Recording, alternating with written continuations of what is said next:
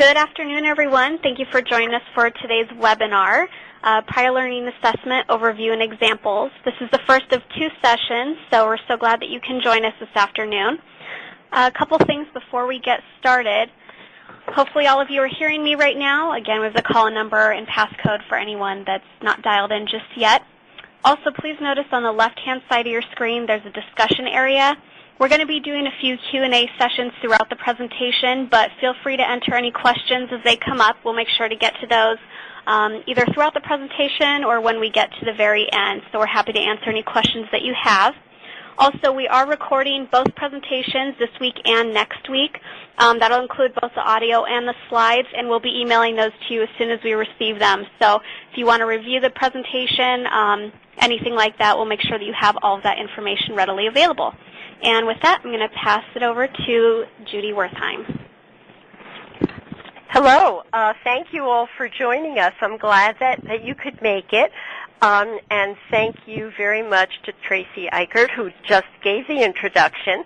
I would also like to echo what Tracy said. Please feel free to write your questions on the left-hand side of the screen. And the way we are going to work this webinar is that you will be muted as a participant. We found that is a good way to avoid sound in the conversation that might interfere with everybody's hearing it, but you will certainly be able to hear the presenters. I am the Vice President for Higher Education Services at CALE, and my colleague, Diana Bamford-Reese, who will also be facilitating and presenting during this webinar, is the Associate Vice President for CALE.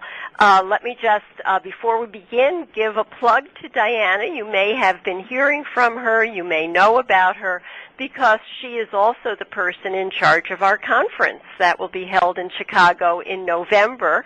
And so I do want to encourage you to go to the CALE website and check out the conference for the presentations that we will have there, and there will be an entire track devoted to prior learning assessment at the conference. I also am happy to introduce to you our two facilitators for the webinar today and also for next week.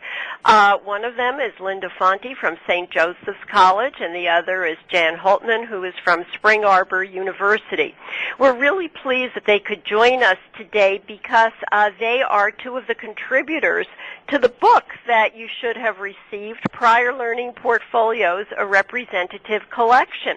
We'll be referring to that book later on and to the information that's in there, particularly information about prior learning assessment at both St. Joseph's College and at Spring Arbor University. Let me tell you a little bit about both Linda and Jan. I'm going to do this as they are on the screen in alphabetical order.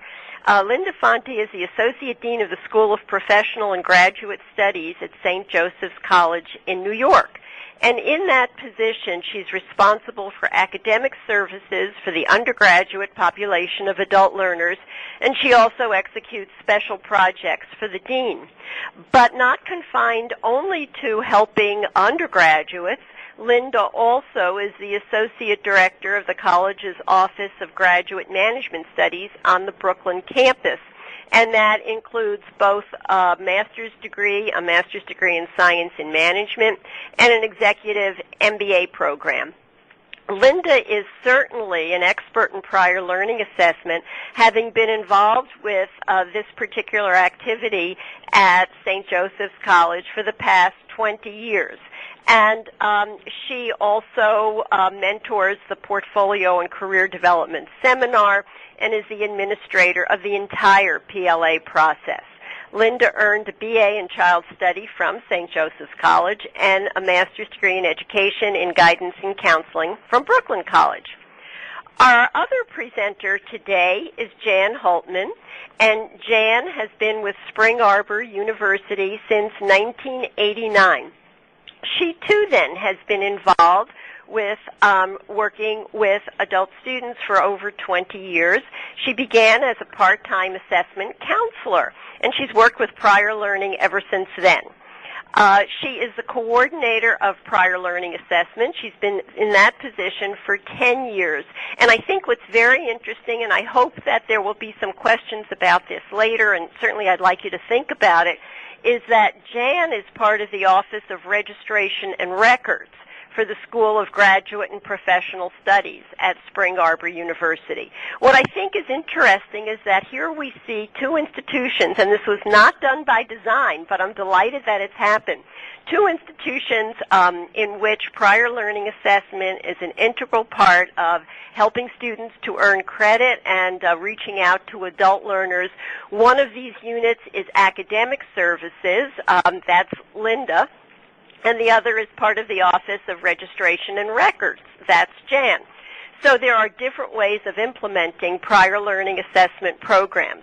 And another thing that you might notice is that the name of the school that Jan is associated with at Spring Arbor University is Graduate and Professional Studies, whereas the name of the school that Linda is associated with is the School of Professional and Graduate Studies.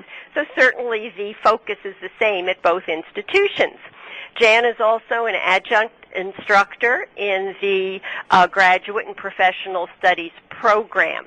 We're delighted to have them with us today. I'm sure that they will be able to give you a lot of information about their programs and about how they implement prior learning assessment.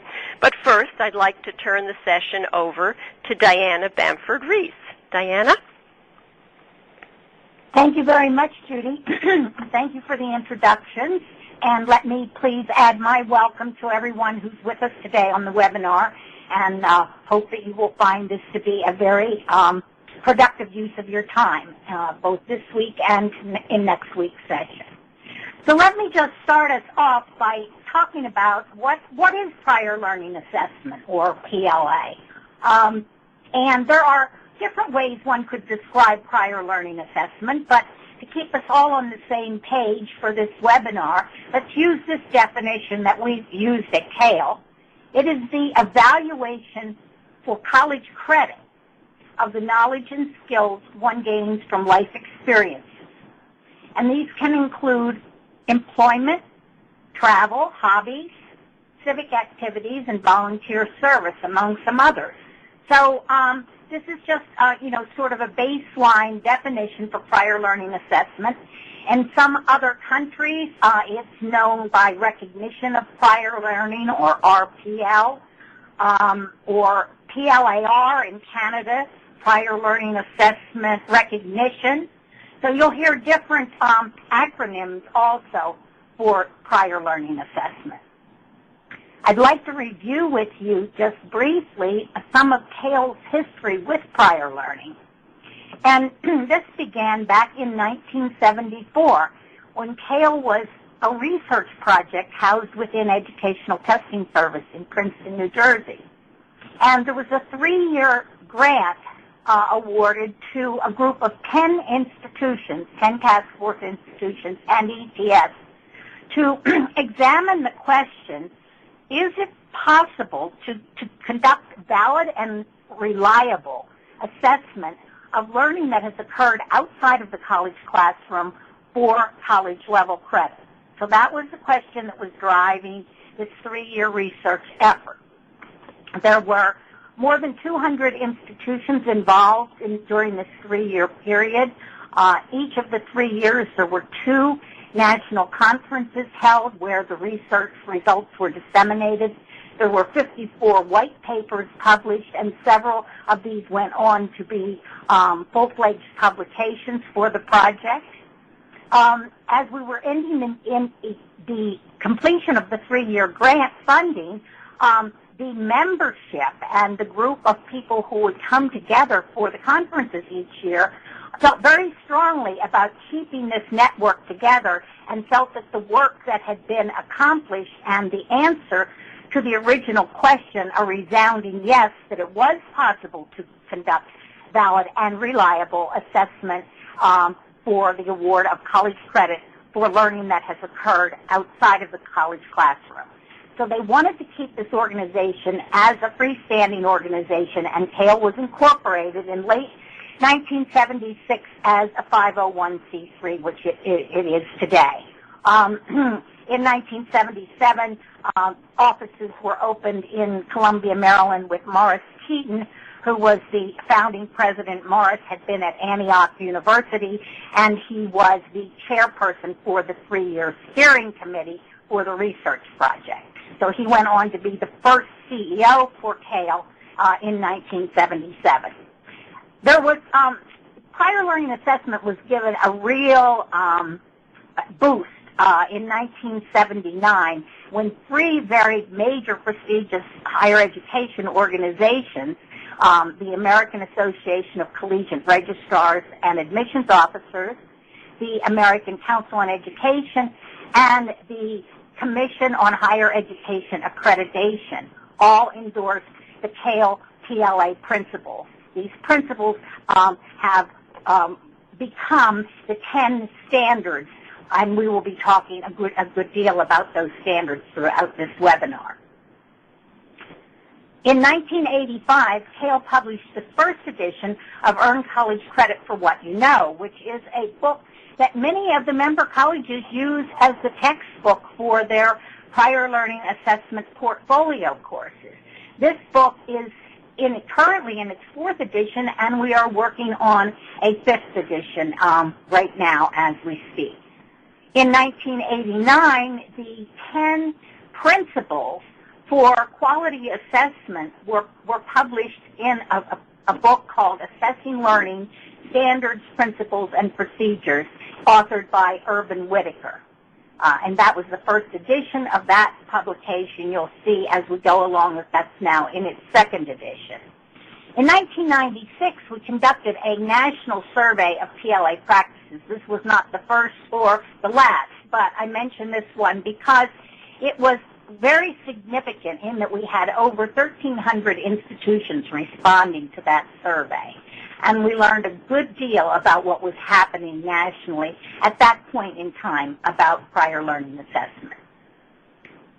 In 1999, those results were published in a guidebook to American institutional practices of prior learning assessment. And now we look at what's been happening with CALE and prior learning and CALE members during the 2000s. In 2000, CALE, together with DePaul University, developed and launched an online certification program for PLA assessors. And that is ongoing today, and you can find information about it on the CALE website. It's offered several times each year and consists of 4 different workshops.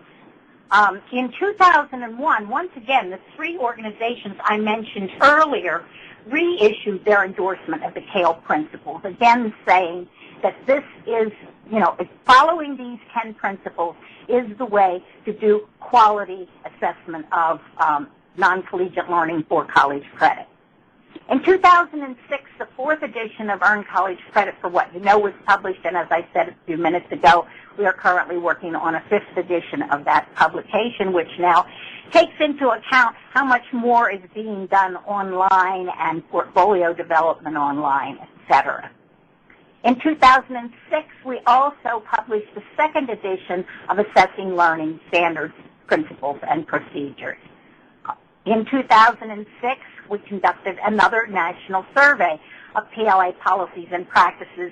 And later in my presentation, I'll be talking about different methods of assessment and mentioning the percentages of institutions from this national survey who use each of these different methods. In 2009, we published the book that was just sent to you as part of the text for this webinar, Prior Learning Assessment Portfolios, a Representative Collection. And if you've had a chance to look at this book, you'll see that it has a CD-ROM with it. And what it is a collection of examples of institutional models from 11 different institutions. So I hope that you will take the time to look through the book and the CD, and we'll be talking a little later about some specific reading between now and the next session that will be from that book. In 2009, we conducted a multi-institutional research study which led to the publication Fueling the Race, and Judy Wertheim will be saying more about that data later in this webinar. In 2010, we conducted a community college study of prior learning assessment, and in 2010 also, learningcounts.org, the online PLA program that TAIL administers, was launched. And it's very exciting. Judy will be saying more about that as well and telling you where you can find information about learningcounts.org. So there's a kind of historical overview, in a nutshell, of TAIL and PLA history. Now we're going to talk about 4 basic approaches to prior learning and prior learning assessment. And then we'll drill down a little bit on each of these. But the 4 approaches are standardized exams, challenge exams, evaluated non-college programs, and individualized assessment. And let me say something about those last 2, the evaluated non-college programs. Some of you may be aware of the work that ACE, American Council on Education, does to evaluate both the military training programs and corporate training programs. And they make credit recommendations based on these program evaluations. And I will say more about that later. And by individualized assessments here, we are referring to the portfolio method for assessment. Types of standardized exams: the advanced placement exams, the CLEP tests, Excelsior College exams, and DSSP. And I just read the list quickly because, again, we're going to say a little bit more about each of these. And as I mentioned, the national survey we conducted in 2006 is the basis for the statistics which I'll be mentioning in these next few slides. The advanced placement exam. There are 34 examinations in 19 subject areas, and you may be familiar with them in that they are often taken by high school students who have completed advanced placement courses.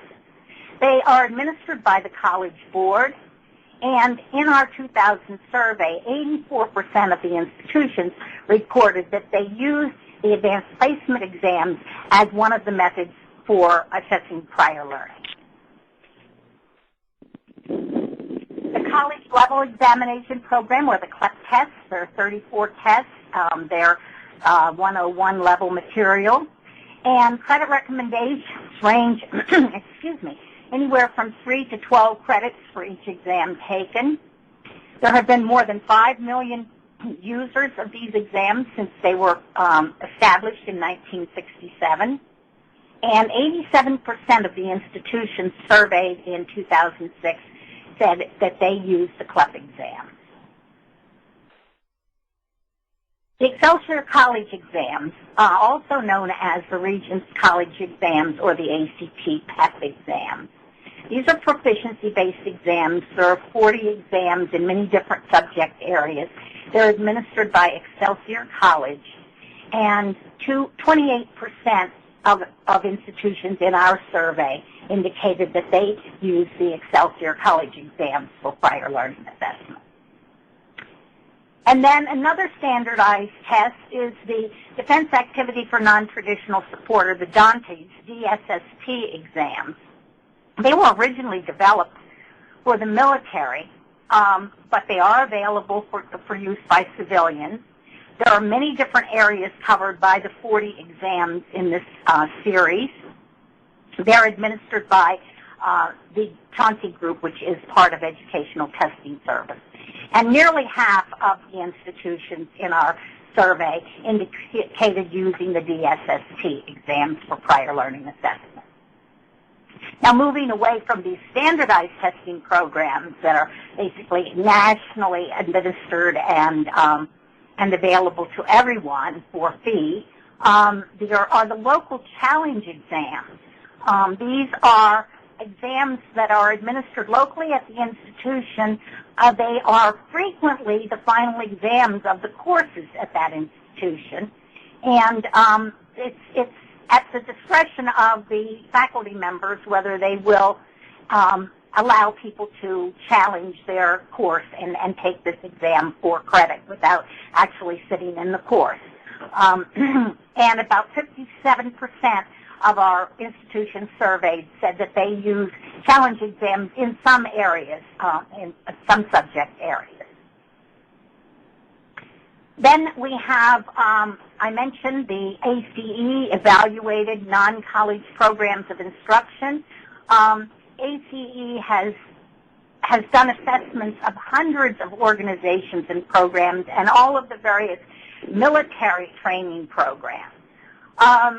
It used to be that these were published in very large volumes and took up a lot of space on your bookshelf. Now everything is available online, and I'm going to give you the URL where you can get that information. But you can see it's large number, 70% of the institutions in the survey use this. It's a very convenient, expedient, cost-effective way of doing assessment of learning if the learning aligns with programs that ACE has done evaluations for.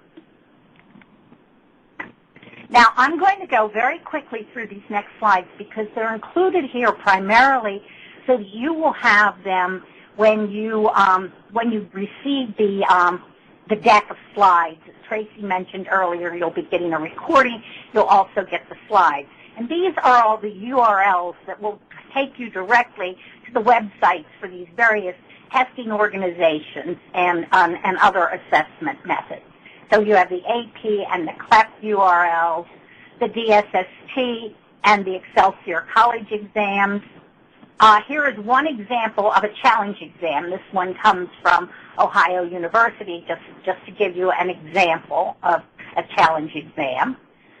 Here are the URLs for the ACE evaluated programs, the corporate programs, as well as the military program. And then we come to individualized assessments. That, as I said before, is portfolio process. We'll be spending a good deal of time in this webinar talking about the portfolio process and specifically about the institutional models from St. Joseph's College and from Spring Arbor University. And we find that 66% of the institutions in our national survey use the portfolio process, even though it is a more costly and more labor-intensive process than some of the others. It is much more effective for various kinds of learning assessments that just don't quite fit into any of the other methods. And it has the added value of being in itself a learning experience for the student who's undergoing the assessment. And so, as I said, we will be talking more about this. When we did this particular survey in 2006, we were both pleased and surprised to see that 66% of the institutions were doing portfolio, because anecdotally we had felt that maybe the use of portfolio was declining. But in fact, it was up from 55% in our previous survey. So you can see that it still is a very viable process for the assessment of prior learning. And now I'm going to stop for a minute to see if you have questions. And if you do, you can type them in now. There will be several other points at which we can stop for questions. So are there any questions that you would like to ask at this point? Just type them into the discussion area if you have any. And if we don't have questions at this point, that's fine. As I said, there will be other opportunities, and I will turn the presentation to your time. Thank you, Diana. Thank you very much. I thought that there might be a question that people might have. I think I would have it if I were a participant who was unfamiliar with a lot of this information. And Diana, you referred to some studies that CALE has done. And there may be people who would like more information about those studies and particularly about the numbers of institutions that use various forms of PLA and how this had changed from one administration of a national survey to another. And I would like to recommend that between this week and next week, and I certainly hope thereafter, that everybody who's participating in this webinar does go to the CALE website. You all know where it is because you all had to register there for this webinar. But it's easy to remember. It's www.cale.org. And I think that there, if you look at publications, which is along the headers on the top, you will be able to look at publications that are of interest to higher education. And there see some of the surveys that we have done, some of the more recent work that we have done about PLA. I see that there is one question that asks when the statistics might be updated. And that is a great question. And we do have updated statistics about PLA, not quite in this form, but you'll be able to see some of them on the CALE website if you look at Fueling the Race, and I'll be talking about that next week also. So I think that you might find information about how to implement PLA, information about how to get more help with PLA on your campuses, and information that might help you market PLA because there are a lot of answers to questions about data with regard to PLA if you go to the CALE website. Talking about data, I would like to draw your attention to a study that CALE did in 2008 on adult learners. My guess is that every single person who is participating in this webinar is here because they work with adults who are going back to school. And they are anxious to find out how to attract, retain, and graduate adults. CALE believes that prior learning assessment is one such way, not the only way, certainly, but an important way. And we will be providing a lot of information about that over the course of this webinar and next week's. But is it worth it? Does it make sense to reach out to adult learners? What is the status of adult learning in this country? In 2008, CALE was funded by a grant from Lumina Foundation for Education to look at the status of national and state-by-state data. Our partner in this was NCHEMS, the National Center for Higher Education Management Systems located in Colorado. And I want to emphasize that we did no original research for this. We looked at ways of collating data that are already out there in the public domain, and NCHEMS helped us with this. You can, once again, access this entire report by going to the website that's listed here. The first part of it, the first part of the URL is CALE's general website, and then there is the specific information for this report. And this report includes several things. It includes a monograph, which indicates state measures and comparisons, both among the 50 states and compared to national averages. In addition, there are state-by-state profiles. If you would like to see how your state looks, there is a way that you click onto a map of the United States, click onto your state, and you will find a two-page profile of your state, what the strengths are with regard to serving adult learners and what the challenges are. There is also a policy framework that gives you specific examples of how states and institutions are reaching out to serve adult learners, and suggests a policy framework that certainly will work at a state level but may also be applicable to your institution. And finally, there's an annotated bibliography. We first thought that this would be about a 50-page monograph. We assumed that with all of the data out there, this would be pretty hefty monograph, 50 pages. Well, the final monograph is nearly double that size. We were right. there is a lot of information out there. It just hadn't been pulled together before. But you might find this very interesting. I do need to say that the data here in this publication are based on the census data before the most recent census. So things have changed, but I think it will nonetheless give you a good view of the state of adult learning in the United States. One of the things that we know is that there is a very strong argument backed up by the data in Adult Learning in Focus that there is a need for higher educational attainment in the United States. I mean, we've heard this time and time again from President Obama, from the Department of Education, from the Department of Labor. You've probably heard it from your state boards of regents and from your individual institutions. You have probably heard it from state legislators. In addition, the jobs that are expected to support the economy are going to need a skilled workforce and a workforce that can adapt. And we believe that that comes with higher education.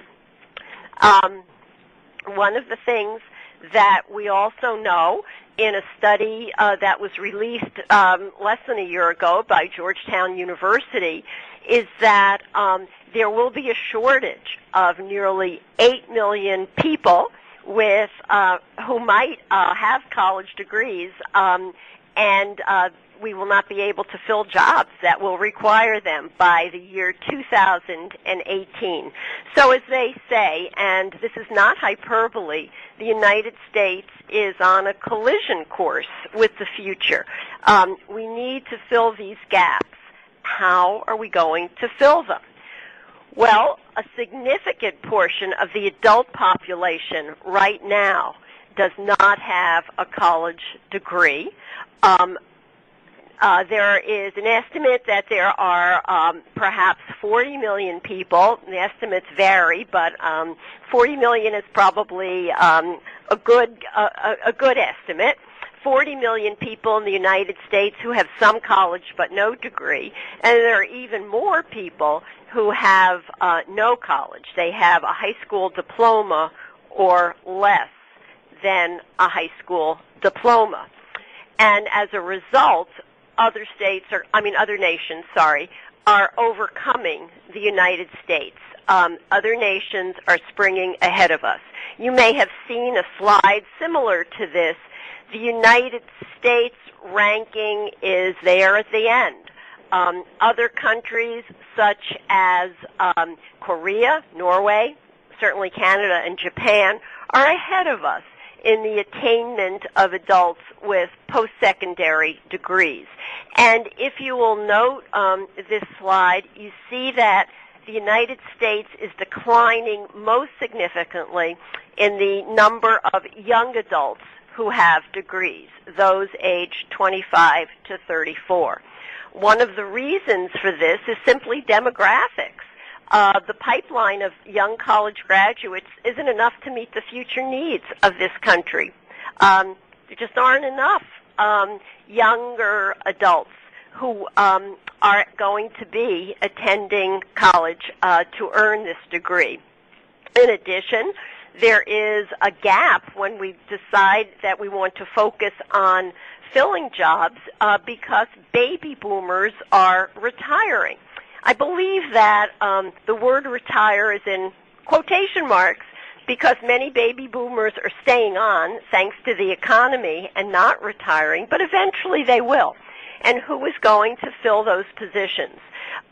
For example, CALE is working with the telecommunication and energy industries to help prepare younger adults to fill the jobs that will be vacant when baby boomers retire in those industries.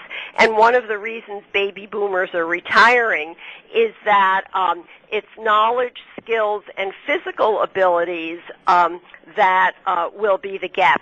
Older workers can very often no longer perform the same tasks they were able to when they were younger. So we need to somehow fill this gap. The relying on the pipeline of 18 to 22-year-olds won't do it. There are 9 states only out of 50 that are on track to meet a competitive benchmark of 55% of adults with college degrees.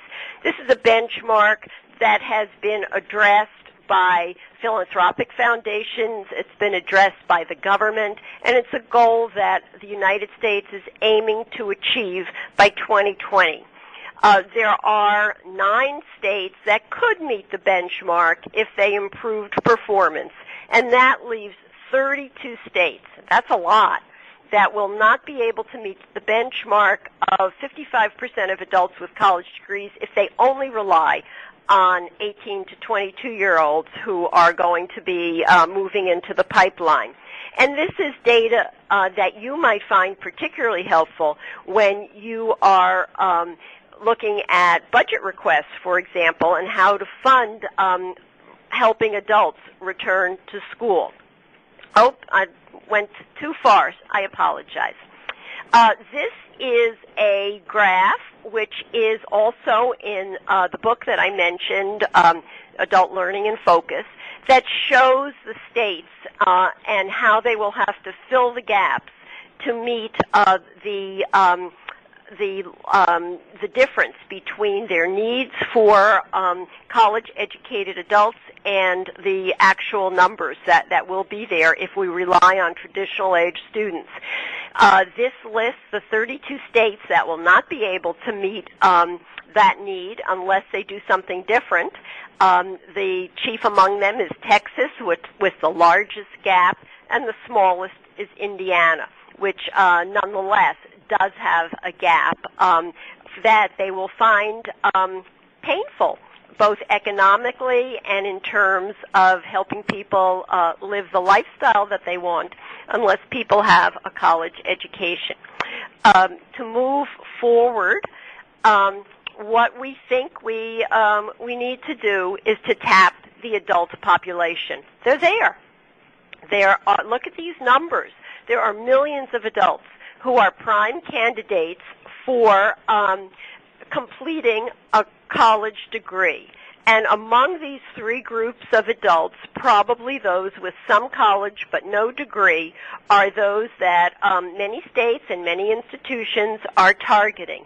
There are a lot of states with which CALE is working, and those states have identified individuals in their states with some college but no degree and have developed special programs for them.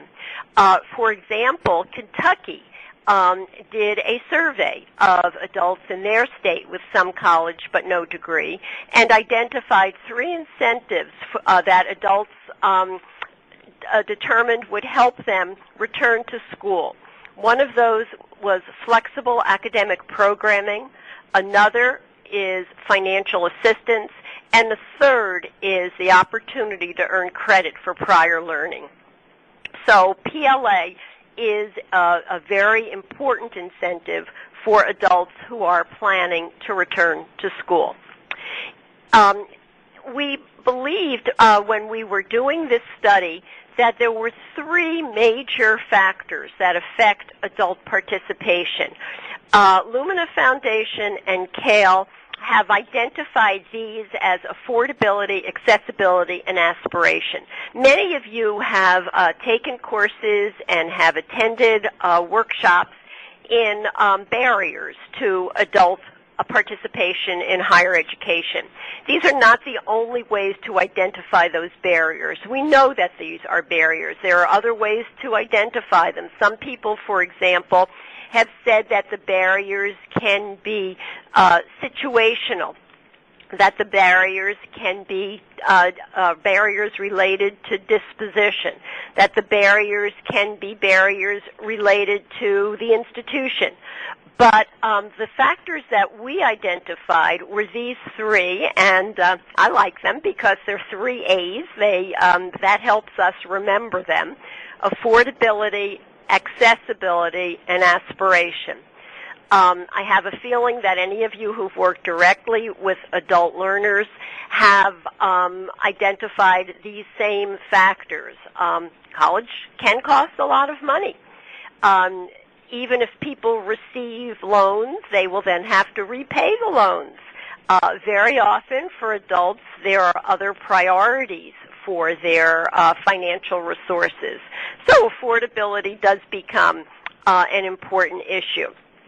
Another issue is accessibility.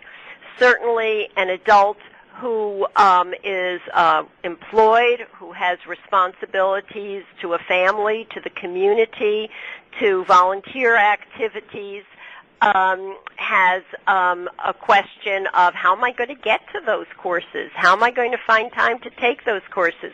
Remember when I talked about Kentucky, I talked about an incentive being flexible academic programming. And the third barrier is aspiration.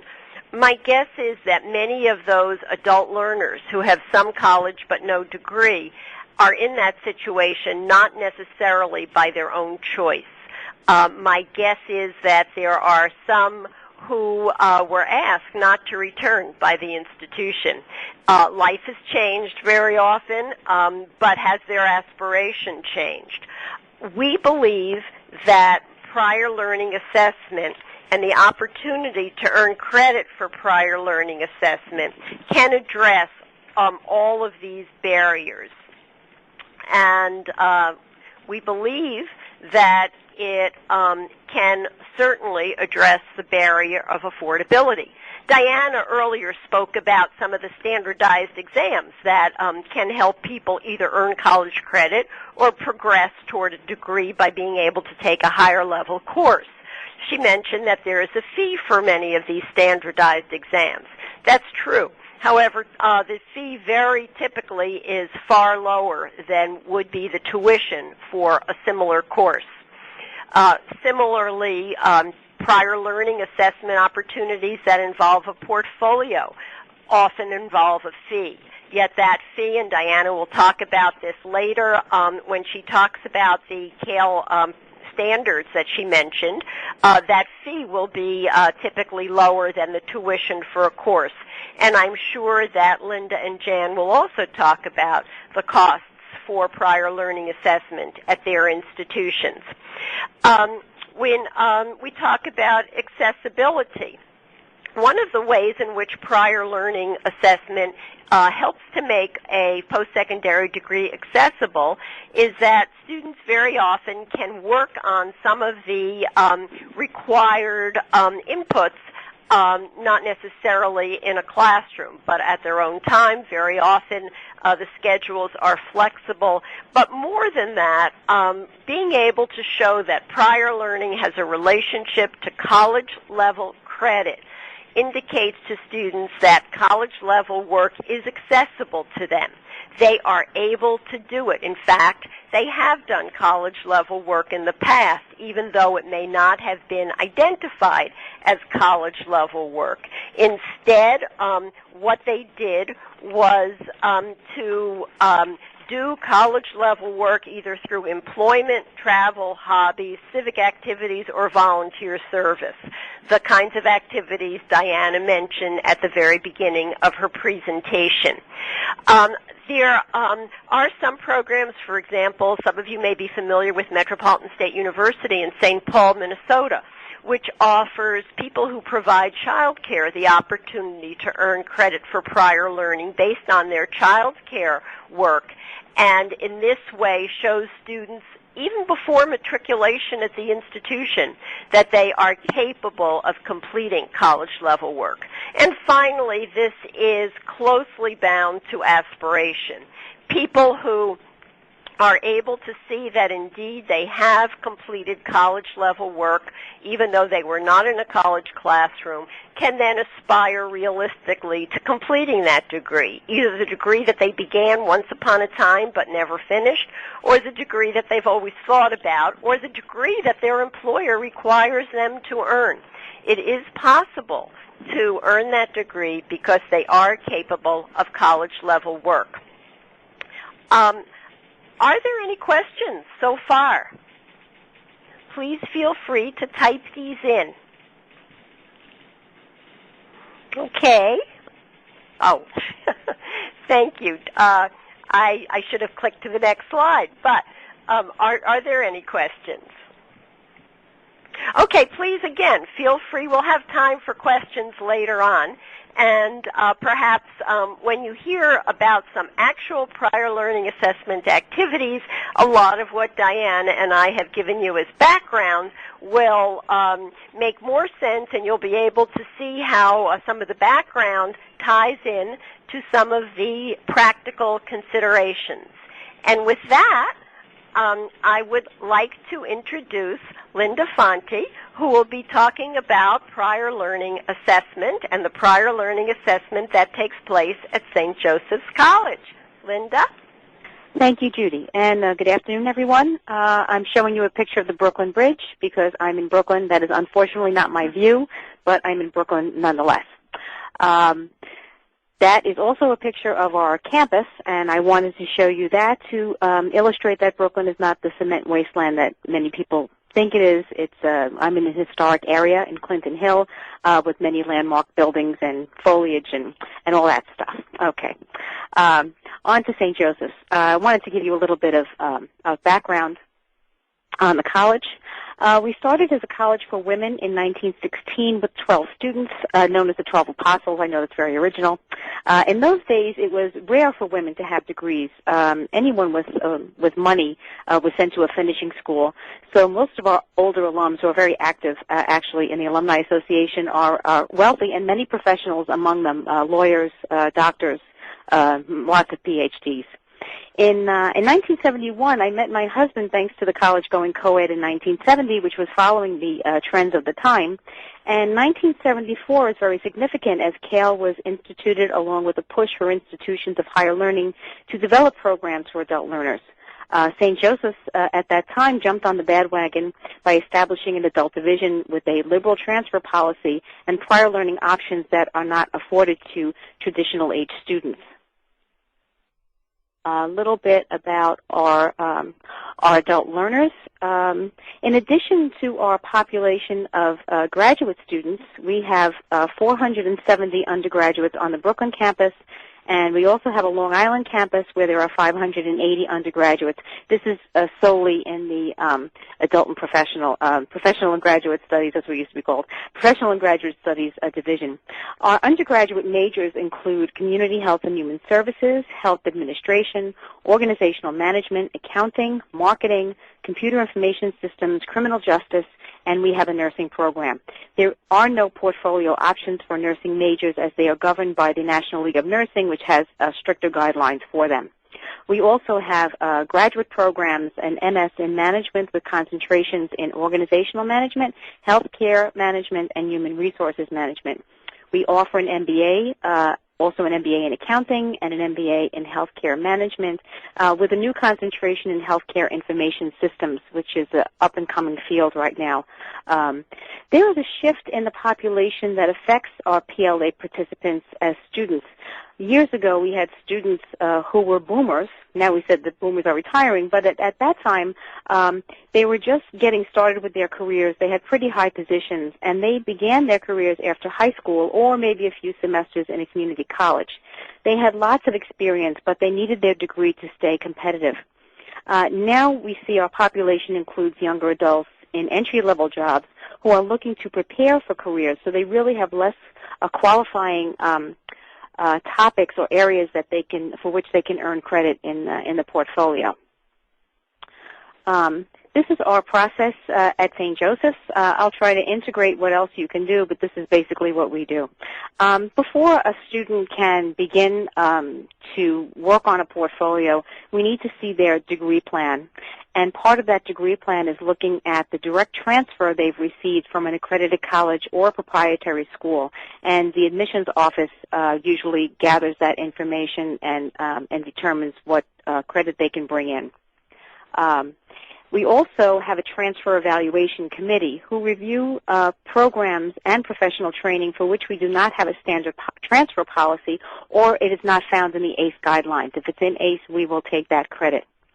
After I know what the student has directly transferred in, I look at what major requirements and liberal arts are remaining in their program to determine their eligibility for the portfolio, because the portfolio credit is typically applied applied to the free elective portion of their program. So I have to make sure that they will have some free elective credit to be able to use what they have earned through the portfolio. And also during the interview, I asked students about their future goals, if they would like to pursue some certificates. Sometimes there are some courses they can take, maybe about 12 or 15 credits and earn a certificate, which is good for them to put on their resume. It shows they have a concentration in some area while they're plugging along at the degree. I also asked them about their plans for graduate school because maybe they need some prerequisites for that, and they might as well put it in their free electives now.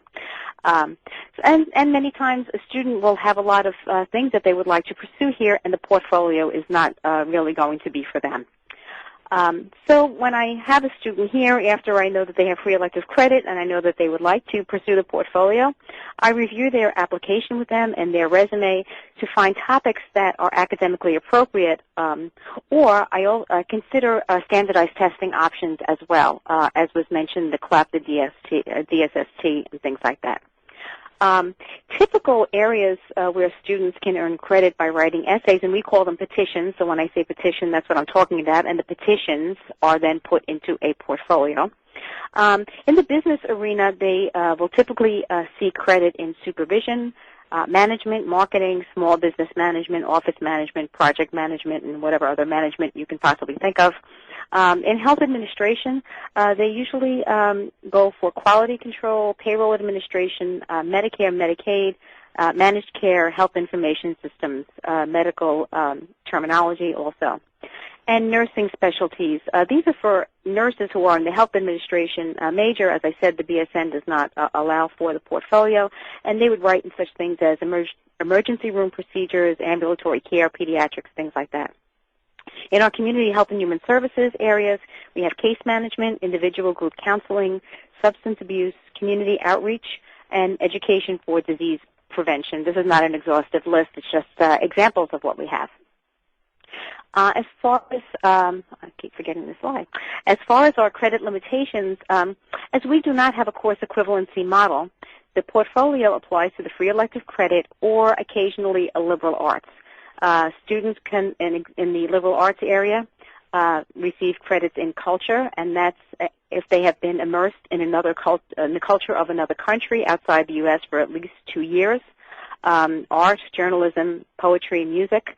I had a student who was a world champion drummer who actually performed on Regis and Kelly on one St. Patrick's Day, who taught drumming and bagpipes at NYU, and he received credit in music instruction and performance. He's pretty interesting. He's still with us. He's on the 12-year plan, but he's plugging along too.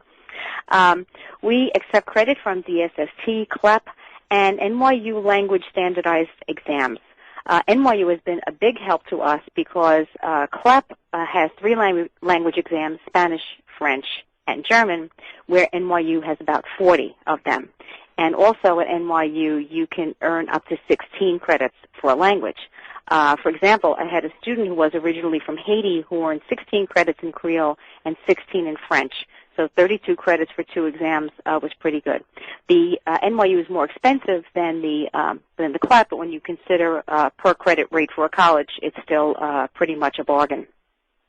The total allowed for transfer credit, credit from examinations, and PLA in portfolio is a maximum of 82 credits for us. And someone doing portfolio alone, the maximum would be 27 credits. So what I have to do is look at how much free elective they had, where the maximum of 82 comes in, and the maximum of 27 for portfolio comes in, and come up with the number which is the maximum that they can earn in that arena. Because the total degree credits should not exceed the 128, and the portfolio award may be reduced if the 128 is exceeded. They do not get the results of their portfolio for another semester, and sometimes students may take a class that they really don't need, and then I have to reduce their portfolio. So I usually tell them to keep in touch with me once they're in the program when they're registering. There are several options that can be used to assist students in developing a portfolio. As we do, you can offer a class for credit. the class must have a learning component in order to award credit for it. You cannot give credit for a class that solely assists students in developing their portfolio. So there are many institutions that use career development theory or adult learning theory so that students will do appropriate readings and related assignments to that in order to justify giving credit for the course. And at St. Joseph's, we do have a 3-credit course in portfolio and career development. Aside from the course, we also offer a no-credit option, which means the students develop a portfolio without taking a class. It's like an independent study, and we have a mentor that works with, usually me, a mentor that works with the student to develop petitions, so then they don't need to take the class. So if you wanted to, you could have a 1 or 2 or 3-credit class to do that, or you can use a workshop model. Some institutions do that, where you meet with students 1, 2, or 3 times, and then they're on their own to submit their portfolio once you've given them the tools to understand how to do that. Or you can, as in the no-credit option, assign a mentor to work individually with students. The length of time to complete it could be the usual time for a class, 12 to 14 weeks, which is what we use. In the no-credit option, I have a contract with students where and it's typically 1 semester, and we have a mutually agreed-upon time limit. I also, as far as extension options, I've had a couple of students who were not successful the first time they took the class in completing all of their potential petitions because life seemed to happen to them and they were not able to do it. So I'm allowing them to do it now and working with them on those petitions so that they can earn some extra credit. Some institutions, like I said, give them the tools they need, typically using a workshop model, and they may take up to 3 or more semesters to complete that portfolio. Depends on whichever works for you. There are, as Judy said, financial considerations in PLA. As far as the income, in addition to the regular tuition for the 3-credit class that we offer, students are billed $250 assessment fee at the time of registration, and that is for as much credit as they earn. Like Judy said, even though they have to pay an extra fee, it's better than spending $575 of credit here when they can get up to 27 credits for $250. It is not within CALE standards to charge by the credit awarded, but you can charge by the credit assessed or use a flat fee model as we do, or you cannot charge anything at all. But I'm sure that your administration would love you to charge something. Now, money going out. We have evaluators or subject matter experts that are paid to assess the petitions, and we pay adjunct faculty whatever the per-hour academic advisor rate is. Right now it is $31, and we pay $50 for outside consultants. Our full-time faculty, of which we have few, are required to evaluate up to 8 petitions a semester, so if it's more, then they can get paid for that. Other than that, they do not get paid. Instructors are paid their regular salary for a 3-credit course, and anyone mentoring a student would get their going rate at 1/2 a credit per student. So if you have 6 students, then you get the full freight. If not, you get paid by the piece. Our PLA model is competency-based, as I said, as opposed to a course equivalency model. Back in 1974, of course I was not here, I was a student here though, we did not want to be bound by a course equivalency model. It was felt that faculty-defined knowledge may not exactly fit into the student's experience, and they couldn't possibly learn everything from their experiences that was taught in the classroom. For example, a student at St. Joseph's can earn PLA credit in marketing, we would call it marketing and business, and also take a class in marketing so that they could take advantage of learning the academic theory. The same as a student can take a course at any institution and then do an internship in the same discipline, earning credit for both of those. The Kolb model lends itself to the learning as it is experienced and provide guidelines as to how it should be articulated in the portfolio. Okay, the first part of Kolb's cycle addresses the concrete experience, which includes the position in which you enter the company or facility, promotions you've received, on-the-job and formal training, and exactly what you did. but just relating what you did is not enough to earn PLA credit. The concrete experience is the thread by which the petition is formed, and the learning from the experience also needs to be demonstrated. So a lot of people do things and really don't learn anything from it, and I know a lot of people like that, so the student does have to demonstrate the learning. The next step involves reflecting on the experience and includes observations made, knowledge gained, skills acquired, what you learned from doing it wrong the first time, which is how I learned most of what I know. So that's reflection. And I missed that one. Okay. The next step encompasses generalizations, principles, and theories formed, including the theories developed through observation, whatever patterns they have detected, also industry standards that they've learned outside their own establishment by reading journals, industry publications, and networking with other professionals in the field, which broadens the learning. I know for myself, my networking with at conferences and from CALE has enriched my knowledge from my little college where I am to what I have learned about PLA. And I do want to give a plug to the conference to encourage participants. You'll learn a lot. You'll learn a lot over lunch. You'll learn a lot over dinner, talking to people. It really is amazing. And I will be in Chicago. Students should also reflect on their expected behaviors and outcomes, being able to make predictions because you've already learned something and you know what to expect, the cause and effect. If I do this, then this should happen based on what I know. And this is the how and why you did what you did that demonstrates the learning throughout the petition. The last stop in Kolb's model culminates in testing and application. And the students should ask themselves, what ideas did you bring to the table as a result of your learning? What are your plans to improve systems or products? How can I take what I learned and apply it in a different arena?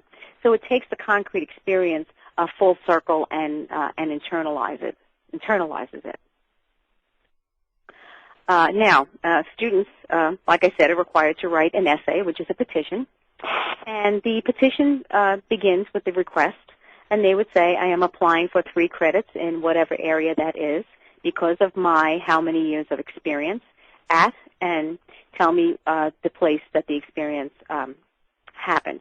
There could be multiple venues that speak to the same learning experience. The learning should be generalizable.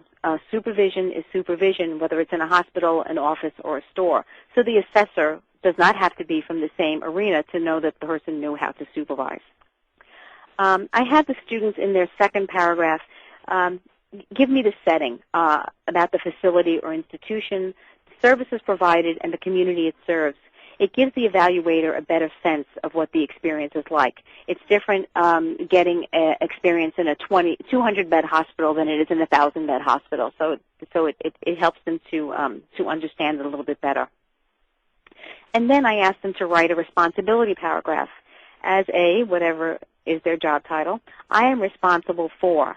And I asked them to form 5 to 7 major areas of responsibility that they could expand to the 8 to 10 pages that are required for the petition. And I stressed that they need to say what they do, how they do it, and why they do it. And the job is a thread from start to finish that sort of forms the outline of what they will write. And I give them a brief example. Let's say I'm writing a paper on substance abuse, and I am an intake coordinator at a drug rehab facility. The first thing I would talk about is where my clients come from. Are they from a hospital, family intervention, the court? Are there differences in how these people get there? Are there differences in the people themselves because of how they get there? Then the next thing is, what do I do with them when they get here? I cannot talk about one person.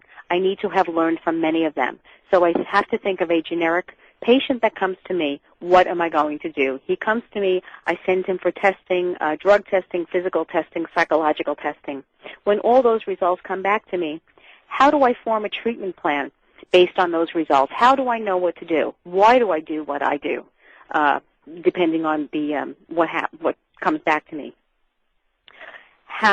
Going on after they're in treatment, how do I know when they're ready for a halfway house or permanent discharge? Is there a follow-up procedure? if there is, and you find that someone has relapsed, how do you now treat that person? So it goes full circle, explaining a job, and the person who's reading it should understand what their job is. I've also learned a lot from my students about different careers. The items required in the portfolio, as they are listed, are pretty much standard across institutions and usually include the items mentioned here. I would like to stress that validation is very important as it provides proof that the student actually had the experience. And also, a well-written validation letter from a supervisor can positively influence the evaluator's credit recommendation. I've seen that happen many times.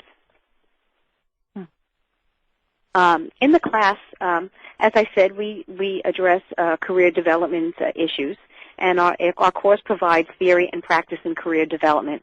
But the main focus for students, obviously, is construction of a portfolio under the guidance of a mentor. We call the instructor a mentor.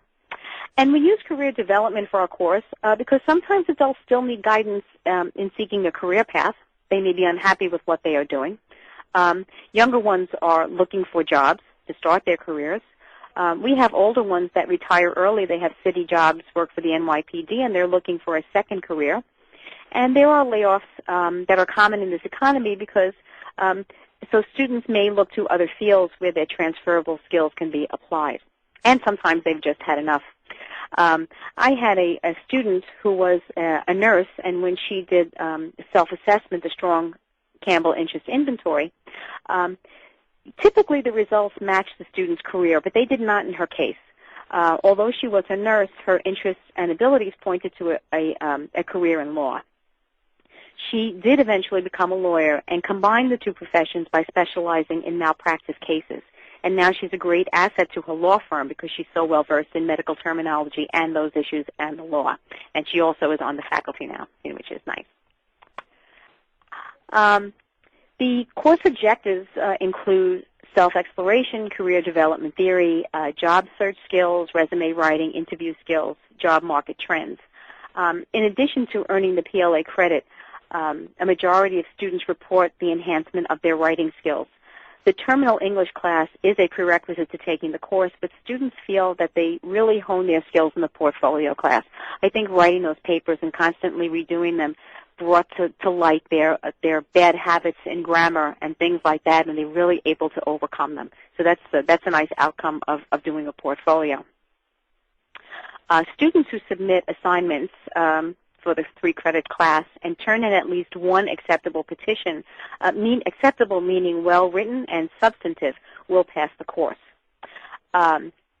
Since we do not assign a grade to pass no credit, it takes some of the pressure off so that they can concentrate more on the petitions, but students may tend not to always do their best on the assignments because they're not striving for a grade. But the credit for the course remains even if their papers are evaluated and do not receive credit from the evaluators, who may not feel they have demonstrated the proper learning. But this is a very rare occurrence. Most students ask for 3 credits per petition. They typically get 3 credits. If they do not get 3 credits, I ask the evaluator why and give the student the opportunity to revise that.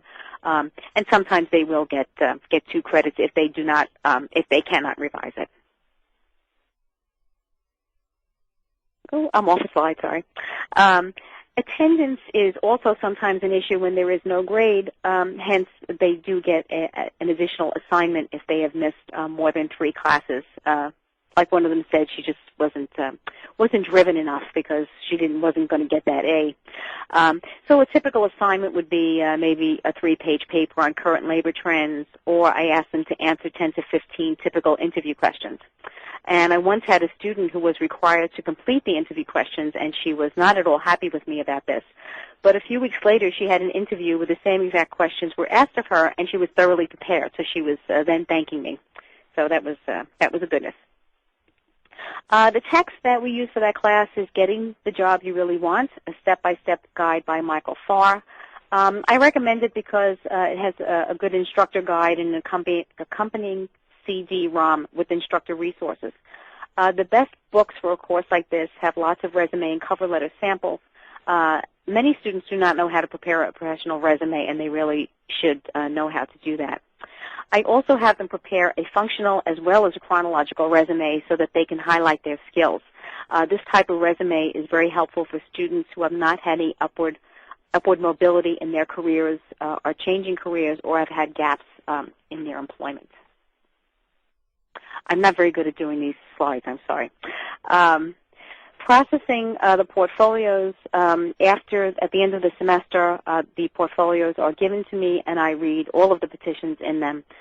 First, to assure quality, that the petitions exhibit college-level writing as well as experience. I make sure that the title matches the content. I also determine appropriate evaluators according to their education and expertise. I start with our full-time faculty where appropriate. If they cannot do it, I find an adjunct, or I need to go to outside sources, and that's where my networking comes in, because I have friends in Thomas Edison who can guide me to a good person who can evaluate something that is beyond our ken at St. Joseph's, not in our arena.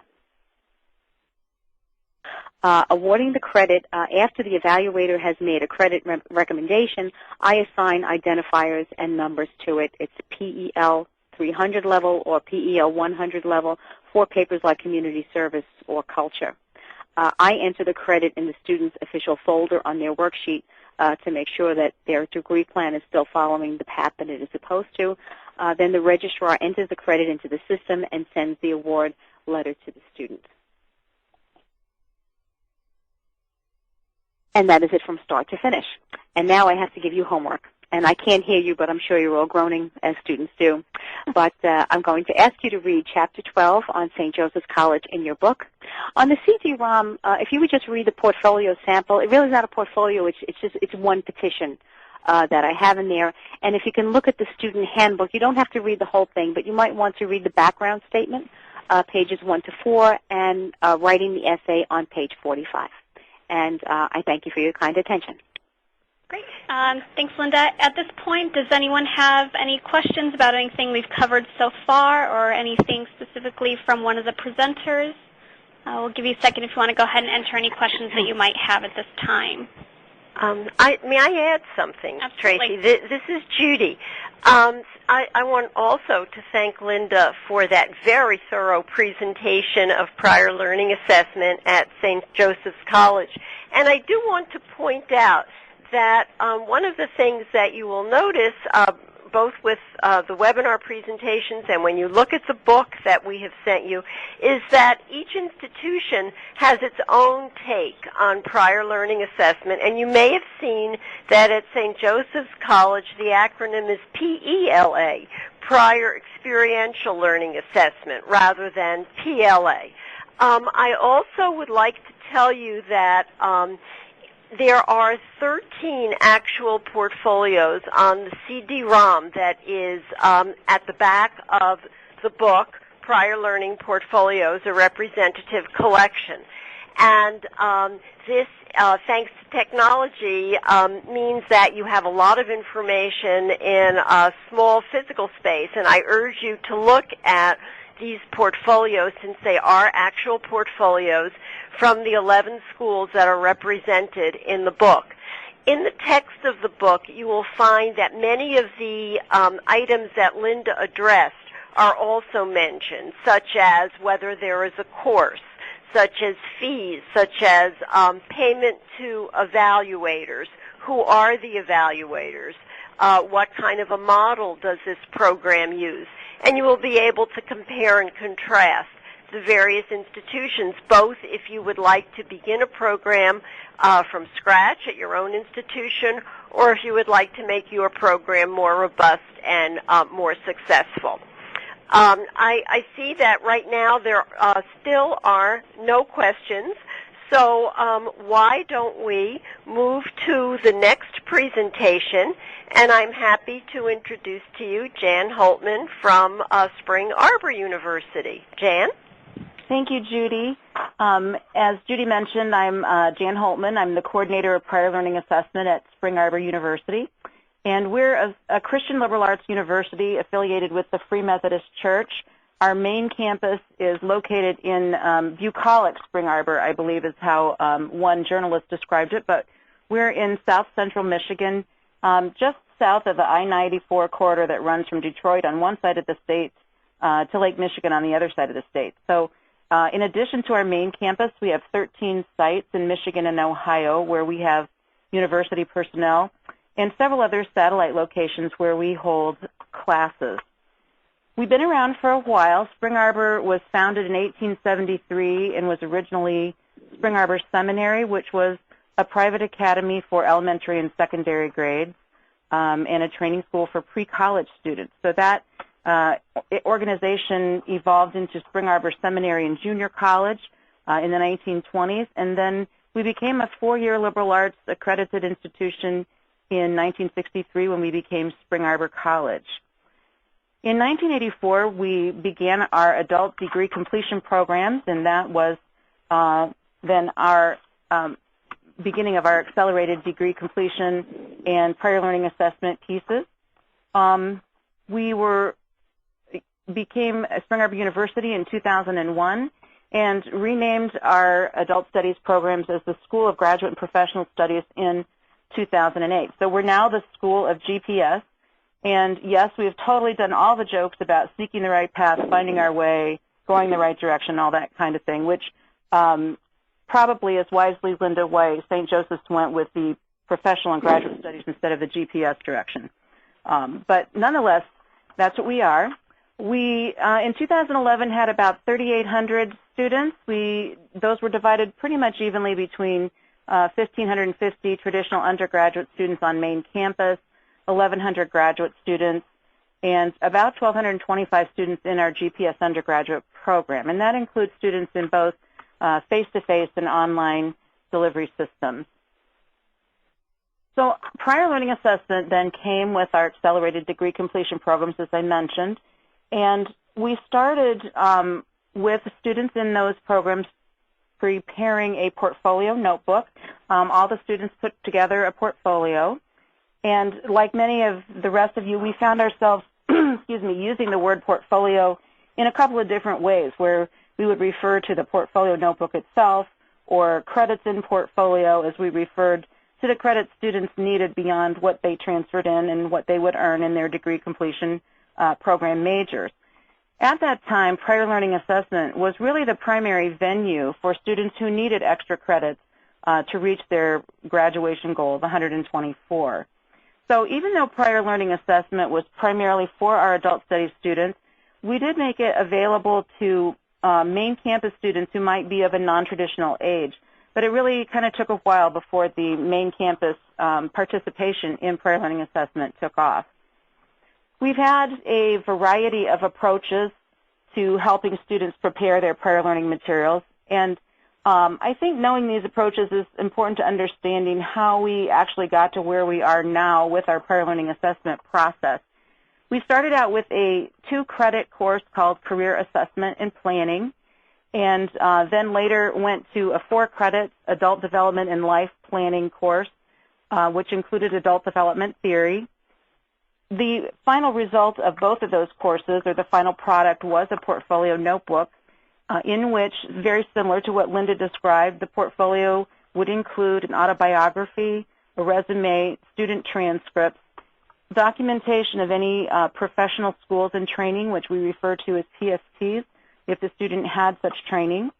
And then the portfolio notebook also included 5 life learning papers, or LLPs. Apparently that seemed like quite a few, because then that number was reduced to 4, then 3, and finally in the last iteration of this course, students prepared just 1 life learning paper. So primarily those last 2 sections, the documentation of professional schools and training and the life learning papers, were the pieces that produced credit for the students. They were able to earn up to 30 credits in the portfolio. And in addition to the notebook itself, students were allowed to submit additional life learning papers and PSTs after that initial evaluation so that they could submit them anytime they were ready with those documents to be prepared. Separate submissions of those 2 pieces then really became the basis of what we currently do in our prior learning assessment process. After those courses, what we eventually did was we separated the 4-credit portfolio course into 2 courses, a separate course on adult development and then a writing course. And the writing course had as its final product one life learning paper. So everybody took the course, everybody wrote one life learning paper. We made the assumption really that every student, as an adult student, had some kind of experience that might result in an appropriate life learning paper that would demonstrate college-level learning in some area, either perhaps marriage or parenting or single lifestyle or death, dying, and bereavement. But we did make the assumption that everybody had that experience. And with that change, PSTs, as before, might or might not be part of a student's academic plan. When we split those courses up, one of the things that we did then was to make the portfolio notebook an exit document. So with that change, we began the process of changing the organizational culture so that we stopped talking about portfolio as synonymous with prior learning credits. So we started changing the terms that we spoke in. We would refer to prior learning assessment or PLA instead of portfolio. And then we would talk about credits in the individual academic plan rather than credits in portfolio. So we refer now to credits in the IAP. So we were successful in making that change, but from that standpoint, that kind of puts us a little bit out of step with the rest of you who still use that terminology. We made one more change after that where we removed the life learning paper from the writing course and began to teach it in a workshop setting. So this was really the first time that we had not required every adult studies student to write a life learning paper. And really there were several reasons for making that change. We thought that we needed to change the focus of the writing course itself to actually include more instruction on effective writing. We also experienced the same kind of phenomenon that Linda described in terms of the fact that our demographics changed and our students were younger, and so no longer were we getting older students who had a plethora of possible life experiences about which to write, but younger students who really didn't have the experience base to do a lot of prior learning assessment pieces. And in addition to that, students now had more options to earn credit. So prior learning assessment wasn't the primary way for them to earn the extra credits that they needed. With the advent of online courses and more weekend college courses, more student-friendly schedules at community colleges offering more weekend classes, students simply had more options for earning credit than they had previously. So to clarify, our prior learning assessment process is kind of simple, I think, compared to some of the other models. And when we refer to PLA, we're really talking about two documents or two types of prior learning assessment, life learning papers and PSTs from students' professional training. They're submitted individually, as I said, when the student is ready, and the student works with an academic advisor fairly closely in terms of when those papers might be due in terms of their overall goal and academic plan. Now, we do use the other forms of prior learning that Diana and Judy talked about before. We use training that's evaluated by the American Council of Education and exam credits like CLEP and Dante's and DSST.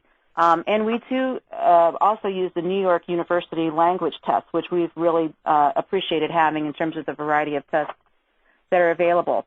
But we treat those as transfer credit rather than going through the actual prior learning assessment process. So technically they are prior learning, and taking the national exam is a way to assess that credit, but we transfer those in instead of doing them through the prior learning process.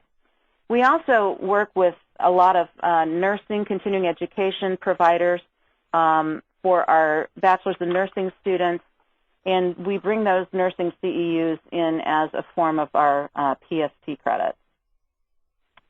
Last year, we awarded, I think I counted up, about 900 credits through prior learning assessment, not counting the ACE guide and credit by exam credits that we awarded in addition to that. It was very nice of Linda to provide such a good overview of Kolb's model. We, too, for our life learning papers, use David Kolb's model of experiential learning. And usually our life learning papers are between 18 and 25 pages long, some longer. I think the longest one I've ever seen was about 60 pages. And usually evaluators are not all that eager to read a 60-page paper, but nonetheless, that's the longest we've had. So depending on how many credits the student is petitioning for or how in-depth the discussion is, usually between 18 to 25 pages. In terms of organizing the paper, what we ask students to do is to identify specific learning outcomes within the topic area that they're writing, and those learning outcomes become subsections of their life learning papers, which they then develop according to those 4 parts of Kolb's model that Linda described. Of course, papers need to express college-level learning, and to make sure that the learning is college-level, we do think loosely in terms of a course match, but it's not mandatory that our students' topics match a course, and we don't require that they match a course at our institution. So sometimes what happens is when we ask ourselves, is this topic consistent with college-level learning, the question we might ask ourselves is, does any college anywhere offer this course or course in this topic area? And so using the logic that, if that's an accredited institution and we would transfer in the course, then we would allow a student to write a life learning paper or submit professional schools and training on that topic area. The topics that students write on are approved by their academic advisor, and the academic advisor really works closely with our department in terms of making sure that students are writing in areas that are, first of all, viable parts of their academic plan, and secondly, that they don't duplicate any coursework that the student might have had. So, for example, a student with a course in marriage and family would not be allowed to write a life learning paper on marriage and family. So we do have a list of common topics that a lot of students write on, things like I mentioned marriage and family, death, dying, and bereavement, stress management, psychology of adjustment, effective public speaking. We have quite a few on that list, but it's not an exhaustive list.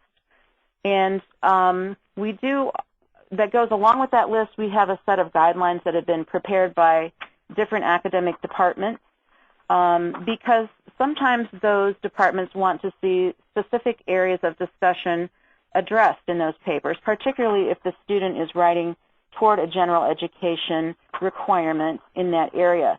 For example, if a student is writing a paper on effective public speaking to meet their speech requirement, they are required by our speech department to discuss verbal and physical delivery and be able to analyze their speaking style.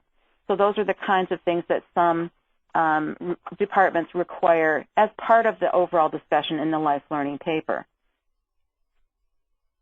If a student is writing to replace a specific course, then we do try to obtain a syllabus of that course. For example, we've had some students in our education department write for their language arts requirement in speech or language arts, write a paper on persuasive speaking. So in that case, since it's writing toward a specific course that we do offer here, we would try to line up the learning outcomes in the life learning paper with the learning outcomes in the syllabus for that course. We do require that students take the life learning paper workshop in order to write the life learning paper, and those are taught by our writing faculty.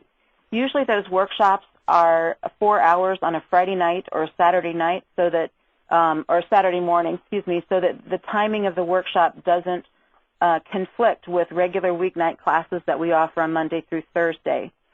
And we try to offer those at a variety of times around the state, so that, for example, a student in Lansing, if they can't go to the workshop in Lansing, they could drive 45 minutes to Battle Creek on another weekend and take the course in that location.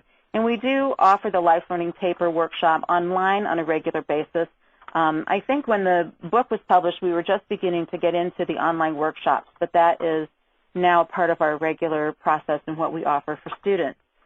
The workshop where they learn Kolb's model and the general format for the paper is free for students, and the materials in the workshop are also free for students. So right now we're not charging for any of that. As participation in the workshop, as part of that participation, we do offer students an opportunity to have a draft reviewed as part of that process. So a student might submit maybe a thesis statement as they're getting started, or one learning outcome or cycle of Kolb's model, or maybe an entire paper for the workshop faculty to review. And that can happen really any time after the workshop is over. So we do want to offer our students that kind of support because the structure of the paper is so unique. And similar to some of the improvements in writing that Linda talked about, we can see that we do want to help students avoid rewrites if they're having problems with a structural issue or a mechanical issue, grammar mechanics, or maybe some part of their APA usage is not up to snuff. And so we can help them with those. And then the evaluator can just focus on the content of the paper and awarding credit for what learning is there without being distracted by some of those other pieces. So that's our life learning paper. The professional training for which we give credit, usually when students have had professional training, it kind of falls into one of three different categories. And if they've had training that's been evaluated by ACE, then we'll move that student from the prior learning process into the transfer credit process so that they can get that transfer credit posted to their transcripts. We also have a standing faculty committee, the Assessment Policies Committee. And one of the things that committee is responsible for is to review standardized training experiences for common Michigan licenses like real estate or insurance sales, and determine credit equivalencies for those trainings. So it's sort of like a mini ACE guide that we do just for training that's available in Michigan. For licenses that require an exam, sometimes the committee will determine that exam might serve as the demonstration of learning for that experience. Sometimes those experiences don't have an exam, and so in that case the student would be required to write up learning outcomes for that training. And sometimes we require that write-up even if there is an exam. The credit evaluations are compiled into what we call our certificate book, which at the current time we've put on Blackboard so that our advisors have access to that all over the state so that they can see what credit students might be able to earn from those trainings. Some of the examples of things that we have in our certificate book, we've looked at not only real estate and insurance sales, we've looked at firefighter training in Michigan, we've looked at police training, EMT training. So those kinds of licenses might be typical examples of what we would have evaluated by our Assessment Policies Committee. Then the third type of training students bring to us is training experiences that haven't been evaluated by ACE or haven't been processed through the Assessment Policies Committee. And this is probably the most common form of training that we encounter. So with those experiences, we ask students to provide proof of completion of the training, proof of content of the training so that we can make sure that the training is college level, and proof of the content, or excuse me, proof of the total contact hours of that training. And then we ask the students to write up learning outcomes regarding that training. We refer to that as the PST worksheet, which is really just a set of questions that the student needs to answer, and those are based loosely on Kolb's model as well. So again, the advisor is a key piece in this process. They oversee the submission of PSTs in conjunction with the prior learning assessment coordinator. So we double check again to make sure that students aren't duplicating transcripted coursework or that the training is college level. Sometimes if there's a question about that, we'll ask students to submit proof of content prior to their writing up the training so that we know for sure that they're investing their time wisely. Our prior learning assessment pieces are evaluated by faculty, current faculty, retired faculty, GPS faculty, campus faculty. So we do have a core team, if you will, of faculty who have been trained to read life learning papers and PSTs. And I guess I would describe our process as sort of a hierarchy of who might read the credit. Obviously, if we're in a common discipline where we have faculty like sociology or business or speech, we have faculty that teach in the discipline, and that would be our first choice in terms of who might evaluate that training. But sometimes we do need evaluators with special expertise, and we look to faculty first. So we might ask ourselves, who in our faculty might have experience with this topic area? And asking that question has led us to faculty members with pilot training who can help us with FAA submissions. That was one that we had just recently where a student earned, I think, about 27 credits for some FAA training that was not in the ACE guide. And we also found a faculty member who in the past trained and worked with show horses. So she was able to read a life learning paper that we had on dressage horse training. So you never really know what kind of things are lurking there in your faculty. The next step would be to look for a non-faculty expert, as Linda describes a similar process. So again, we might look at adjunct faculty or other members of our staff with a master's degree who might have expertise in the specific field that we're looking at. And occasionally, we will use people who have only a bachelor's degree but do have expertise in the field. For example, we have a GPS grad who is an emergency and disaster management expert in our community who recently evaluated some FEMA training for us. And our thought is that, we can take care of the academic side, by training the evaluator thoroughly and working with them closely enough to maintain the academic integrity of the piece, but we really need that expertise for the content area. So we would choose the expert over the degreed person in order to have that perspective. Our evaluators are approved by the department in which they read, so they submit transcripts to the department head to review the courses they've had and approve them to read certain paper topics. And we, too, award credit on a credit and no credit basis. Our students do have an opportunity to rewrite those papers, and as part of the evaluation process, we ask the faculty, if the student is asking for 3 credits and you're not giving them 3 credits, could you tell them what they might need to do in order to earn those 3 credits in case that is that those possibilities are within the student's ability. And so we do have quite a few students rewriting papers. And there is an appeal process that students can engage in after the second rewrite on a life learning paper. It's important to us that our prior learning pieces be written at such a level that they could get a C or above. And that way we can guarantee another institution who might be looking to transfer our prior learning credits, or an employer who might be looking to reimburse students for prior learning fees, we can assure them that that work is at least a C level or higher. We post our prior learning credits on the transcript as PR for the professional training, or LL for life learning papers.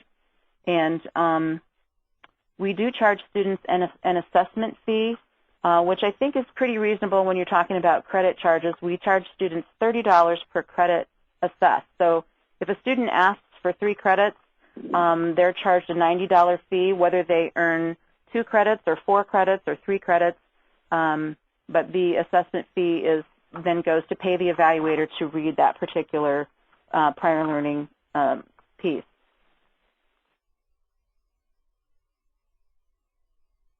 This chart shows a brief overview of the prior learning assessment process at Spring Arbor. And again, it starts with the student meeting with the academic advisor to determine if prior learning assessment is an option for that student, whether or not it's part of their academic plan, whether or not they have the experience base to write life learning papers or to submit professional schools and training. So at that point, then, having determined that prior learning might be an option, the student would then receive training in the process, either by looking at the PST handbook or going to a life learning paper workshop, so that they have the training that they need to prepare the prior learning materials in the appropriate format. Then those materials come to the prior learning assessment office, where we track those materials in and send them to a faculty evaluator. And actually, the tracking piece is one of the best parts of our program. We have our tech department wrote a program for us in Access that allows me to track when the papers come in. It allows me to see, how long the evaluator has had the paper. It allows me to prepare evaluator payroll every month. And it allows our academic advisors to see whether papers actually arrived on main campus in one piece and where they are in the process. So the tracking is really a key part of what we do in prior learning assessment. So once the papers go to the faculty evaluator, we give them 2 weeks to do the evaluation, but if materials haven't been returned to me by the 3-week mark, I send a reminder. Some faculty are notoriously quick and like closure and do those evaluations immediately, and other faculty evaluators are not so quick and are recipients regularly of reminders from my office. So once the evaluator reads the paper and determines the credit or whether or not the piece needs a rewrite, those are returned to our office where we track them in again, record the credit on the transcript if that's appropriate, make copies that we need for the student and for the student files, and then return the prior learning paperwork to the student. So that's kind of the whole process in a nutshell. One of the things that I really like best about life learning papers in particular is the aspect of transformational learning. And I know as educators we toss that term around all the time, and it's certainly one of the goals that we all have in terms of dealing with our students. But the kind of processing of the experiences that students, the kind of processing that they're required to do when they write life learning papers really does cause that kind of transformational learning because they're so reflective, and that's because that's such a big part of identifying the learning and making meaning from it and really figuring out what it is you've learned from these experiences. I had a student several years ago who was writing I think it was a psychology of adjustment paper because she was writing on the topic of being an adult child of an alcoholic. And as she and I were working on the paper, I was giving her feedback on her draft, and we were talking about the reflective observation section. And I kept saying to her, this isn't really very personal. You really haven't analyzed your own experiences. And, you really just need to, it's very theoretical what you have here, and you really need to get more personally into that. So she called me a couple of days later. She was crying. She said, I can't do this paper. It's really too hard. I'm going to have to quit the program. I don't know what I'm going to do. So we talked a little bit about her options, and she hung up. Well, the next day she called me back, and she said, well, I've talked to my husband. I realized that this topic was a really difficult one for me to do. It brought up issues that I haven't dealt with in a really long time, and we've decided that I'm going to finish the program, but in addition to that, I'm going to go and get some counseling in order to deal with these parts of my life that I haven't dealt with before. So that's the part of prior learning assessment which is really exciting to me, that writing these papers, not only can they provide, affordability and accessibility and the other things that we've talked about, but they really can have a positive impact on people's lives as they process those kinds of experiences that they've had in their past. So I, too, am going to ask you to do a little bit of homework and ask you for next week to review the chapter on Spring Arbor University and our prior learning assessment process. There's a booklet in there on the CD called Writing a Life Learning Paper, which outlines the process in detail from developing a thesis statement and learning outcomes to going through the 4 parts of the model. There is a sample life learning paper actually as a separate document. It's sample number 1 that's labeled as a portfolio sample. And there's another life learning paper actually in the Writing a Life Learning Paper notebook. So there are a couple of examples of what a 3-credit life learning paper might look like.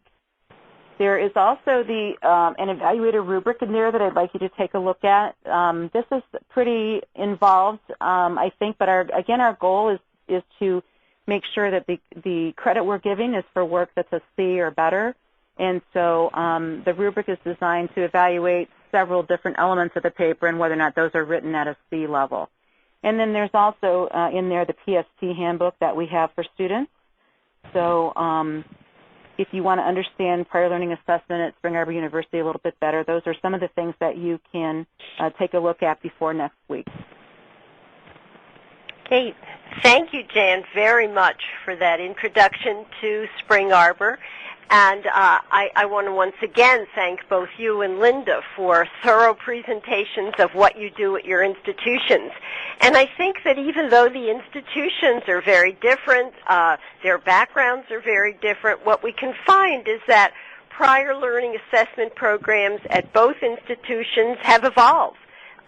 They have changed based on experiences of lifelong learning of the institution and also the students whom the programs are reaching out to.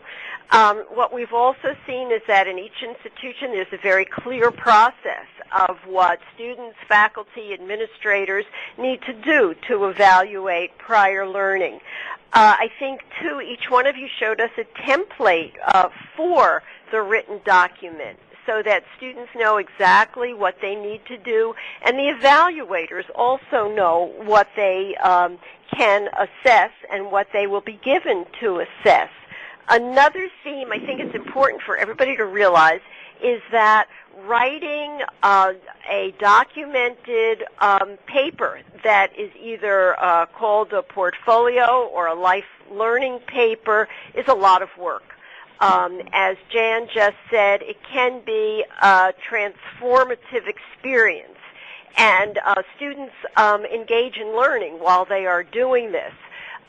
So at both institutions, students are encouraged to see whether there might be other options for documenting their prior learning, like an ACE evaluation that's already been done, like an institution-specific evaluation of a program, or an exam that the institution will recognize, which might be a less labor-intensive process for the student.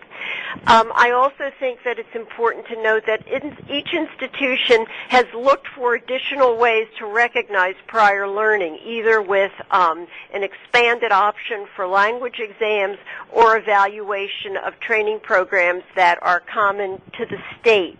And finally, the institutions have decided whether they want to use a competency or a course equivalency model. Because there are various ways of recognizing prior learning. I think that as you look at the slides and you think about what the presentations today included, you'll see other common themes, common questions, and different answers to those questions. Nonetheless, all of those answers are within the context of prior learning assessment and the CALE standards, and also you'll be able to compare what other institutions have reported in the book. There have been some questions that people have submitted. I hope that there will be other questions that others of you will also submit, but I'm going to turn the microphone over to Tracy now, who will lead us through the question-answer portion. Okay, thanks, Judy.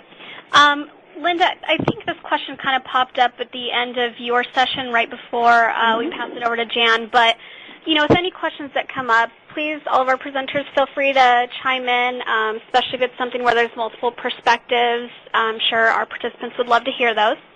So our first question is, if the portfolio class is not within the educational plan and the student is on some type of financial aid, how is the course paid for? Is it out of pocket by the student, or is there another option? Financial aid typically covers if they're taking 6 or 12 credits. I don't know that much about financial aid, but they will cover the class. What they will not cover is the assessment fee of $250 that we charge for that. So that's probably out of pocket. I also have students who are reimbursed by their employers, and many times they do not want to pay the $250. And I'm asked to write a letter to them saying, well, your employee just got 18 credits for $250. Wouldn't you like to pay that instead of paying 18 credits in tuition? And they usually pay it after I tell them that, so then they understand what's going on. Great. Thank you for that. Another question we had is there a time limit for evaluation of prior learning credits? You want me to take that? Okay, I'll take it. Either okay, we have, I typically give, I mean, there are not that many petitions that they have to read. I typically give them about a month to do it. What happens is if the student takes the course in the fall, they do not get the results until sometime in the spring. If they're graduating that spring, I will tell the evaluators, I will mark it with a big orange dot and say, please read these first and get them back to me. And I typically have to get after them to do it, but they usually do it within the month. The thing that we run into with our life learning papers is that sometimes a student will write a paper and receive a rewrite on that paper and then not get back to doing the rewrite for a long time. I mean, sometimes even years. And because we keep a file copy of the original submission and we have that available for an evaluator to read later, there really isn't a time limit in terms of the evaluation of prior learning credits, although usually a student with that situation, springs into action 2 or 3 months right before graduation in order to finalize those credit needs. But we've actually had papers that students have submitted and the evaluator has actually died or left the institution, and so then we have to send it to somebody else. But so we really have a lot of leeway there in terms of students being able to submit those for evaluation. Thank you both. I wanted to say that there are, this is Judy, there are various ways of looking at the time limits, both the time limits that are given to the evaluators for returning the document and comments, and also time limits for the student to submit a rewrite. And whatever the institution decides, both of those time limits should be clear and in writing and accessible to everybody. In addition to that, I think that there are other kinds of time that you might want to consider when you're planning a program. There are some institutions, let me back up. Cale did a study of all of the institutions in Pennsylvania several years ago to determine some of their PLA practices and policies. And what we found is that there is a huge variation in when students may submit a portfolio. There are some institutions that require students to do this during their first semester. There are other institutions that say they will not evaluate a document until a student has successfully completed 12 credit hours. Other institutions that say a student must have completed certain courses, for example, English composition courses. Some institutions that say students may only submit a document during the final year of their studies. Other institutions that say they may not submit a portfolio or a document during the final year. So there are a lot of ways to address this issue. Each institution needs to do what it finds most comfortable, but also to have a policy that does recognize this as an issue and then define that policy in a way that's easily accessible to everybody. I think there may be other questions too, Tracy. Yes, we just had one pop up. This is concerning the ACE recommendation for credit. The question is, can you kind of refine or define the difference between vocational and technical credit and credit acceptable for a lower division bachelor's degree? This is Judy. I can try to address that. If you look at the ACE National Guide, the link to which we will be providing for you in the slides that Diana had for her presentation, you will see that ACE evaluates particular courses that are offered outside the college classroom and makes a recommendation. The recommendation is for an academic area and a level and a number of credits. And so based on the content of that training, ACE makes a recommendation. Cale recently went through an ACE review for one of our own courses that I'll be talking about next week, Cale 100, which is a prior learning assessment course. And I want to tell you that from personal experience, I can vouch for this being a very rigorous process that ACE has. A team of academic experts reviews the course content and the delivery method. Team by a team, I mean 3 academic experts, and they want to ensure that this is college level. As Linda mentioned in her description of her course, they want to make sure that there is both theory and practice involved and not simply practice. And so the ACE recommendation will answer your question, and you can easily access it by going online. The various areas are listed alphabetically. The provider of the courses are listed provider of the course is listed alphabetically, and just explore and make up some areas. For example, the American Banking Association. Look at McDonald's for Hamburger University, and other institutions that you know that may offer courses, for example, insurance courses or other professional areas. And speaking about that, I do want to say that very often a person may have various experiences that have provided learning in a job, and yet they're related by a thread that lies outside that vocational area. For example, one of my colleagues was talking about people in the auto industry who got together in a focus group and talked about some of their transferable skills. One of the people was quoted as saying, "I know how to tighten a wrench. I don't think that's college level." And after conversation in the focus group, that person did identify a lot of supervisory skills and human relations skills that he would not have identified on his own. So looking at your prior learning can be a transforming experience. I hope that this webinar is the beginning of a transforming experience for you.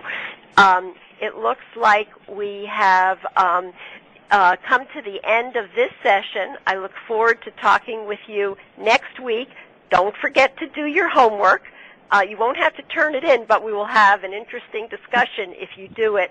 And please, if you think of questions between now and next week, bring them with you for our conversation next week. Goodbye.